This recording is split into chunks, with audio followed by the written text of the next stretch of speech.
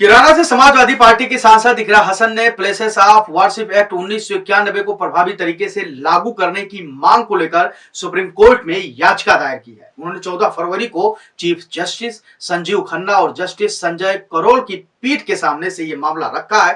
Court ने उनकी याचिका को अन्य प्लेसेस ऑफ वर्शिप एक्ट से संबंधित लंबित याचिकाओं के साथ जोड़ दिया है। चीफ जस्टिस ने सुनवाई के दौरान कहा कि हर हफ्ते नई याचिकाएं दायर की जा रही हैं, जिससे मामला जटिल होता जा रहा है। सांसद इकरा हसन की ओर से सीनियर वकील कपिल सिब्बल ने पैरवी की है। याचिका में इकरा ने चिंता जताते हुए कहा है कि मस्जिदों और दरगाहों को निशाना बनाकर बार बार मुकदमे दायर किए जा रहे हैं। साथ ही उन्होंने ये भी कहा कि बिना किसी ठोस जांच और कानूनी आधार के सर्वेक्षण के आदेश जारी करना सांप्रदायिक तनाव को बढ़ावा देता है। इससे संवैधानिक मूल्यों जैसे सौहार्द और सहिष्णुता पर खतरा पैदा होता है।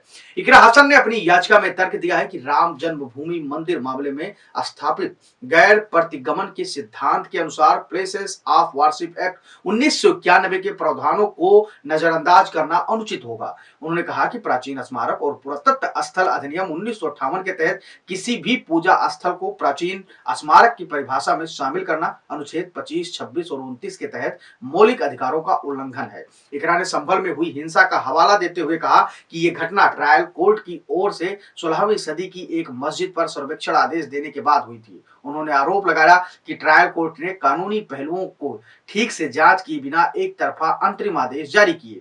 गौरतलब है कि 12 दिसंबर सन 2024 को मुख्य न्यायाधीश संजीव खन्ना की अध्यक्षता वाली सुप्रीम कोर्ट की पीठ ने धार्मिक स्थलों के खिलाफ नए मुकदमों और सर्वेक्षण आदेश पर रोक लगा दी थी। यह आदेश ज्ञानवापी मस्जिद, मथुरा शाही ईदगाह और संभल जामा मस्जिद जैसे मामलों पर भी लागू किया गया था। अब देखने वाली बात यह होगी कि सपा की ये सांसद इकरा हसन क्या अपने इस प्लान में सफल होती हैं या नहीं होती, क्योंकि तमाम हिंदू और सनातन धर्म के जो साधु संत हैं उन्होंने साफ तौर पर इस बात को कहा है कि जहां जहां हमारे धार्मिक स्थल मिलेंगे, जहां जहां हमारा धार्मिक स्थल था, मंदिर था, वहां वहां हम लोग खुदाई कराएंगे और अपनी चीजों को हासिल करेंगे। इसलिए भी यह महत्वपूर्ण देखा जा रहा है क्योंकि इकरा हसन अब इस बात को जान गई है कि आने वाले समय में इस तरीके की और सारी घटनाएं घट सकती है। इसलिए उन्होंने सबसे पहले सुप्रीम कोर्ट का रुख किया है। उनके वकील है कपिल सिब्बल।